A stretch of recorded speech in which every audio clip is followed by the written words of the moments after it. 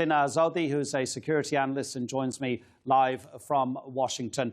Sina, thank you so much. On Monday, we reported that a UN commission for Syria found that the Russians had committed a war crime specifically last year when it attacked civilians. What chance, and there have been other accusations both against the Russians and the regime itself, what chance eventually at some point in the future of there being some sort of accountability and possibly even an international trial to look at these charges? Well, unfortunately, as long as Russia remains a great power on the world stage, I don't see any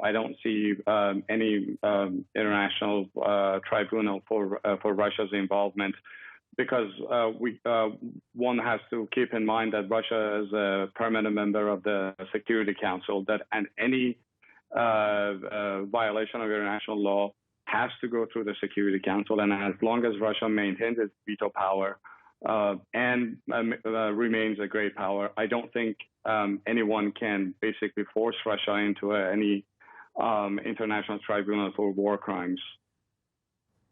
You're a security analyst, so it won't surprise you when that man who heads the Duma, the Russian Parliament's Defense Committee, his name is Vladimir Shamanov, and 2 years ago, when he said Russia had tested 200 new weapons systems or weapons in the Syrian conflict, he went on to say, therefore, it's not really a surprise why so many new countries are coming to us to buy Russian weapons. I'm kind of paraphrasing what he said, but that is pretty much what he said, because a theater of conflict like this for Russia, when it's suffering economically, to be able to test weapons there and then sell them abroad, it's basically a big arms fair for them.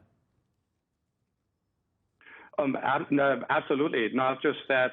What we have to also keep in mind that this has been Russia's first major involvement in any conflict since the Afghanistan, which turned to be a disaster for the former Soviet Union.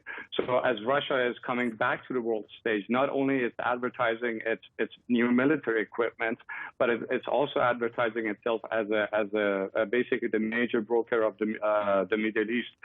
And this is happening at the time that the United States, as the world's superpower, is withdrawing from the Middle East, especially Syria.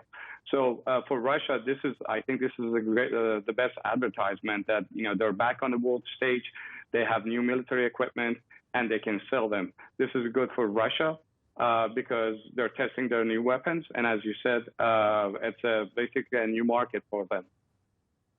What do you think Syria's future will be with the level of influence that Vladimir Putin has gained since the country entered the conflict in 2015? Well, Syria has long been a Russian patron, in particular President Bashar al-Assad. So I think and a few years ago, when Russia did not intervene in Syria, the Syrian government was about to collapse, and this was basically engaged in this Hobbesian conflict that many parties were fighting each other. But when Russia and Iran intervened in Syria, the balance of power changed in favor of President Assad. So, and at the time that he is winning the war and conflict, I think, in my opinion, I think it's a matter of time when Assad can claim victory. Russia will want to basically pick up the fruits of its involvement, and I think Syria would stay basically under the protection of Russia in the future.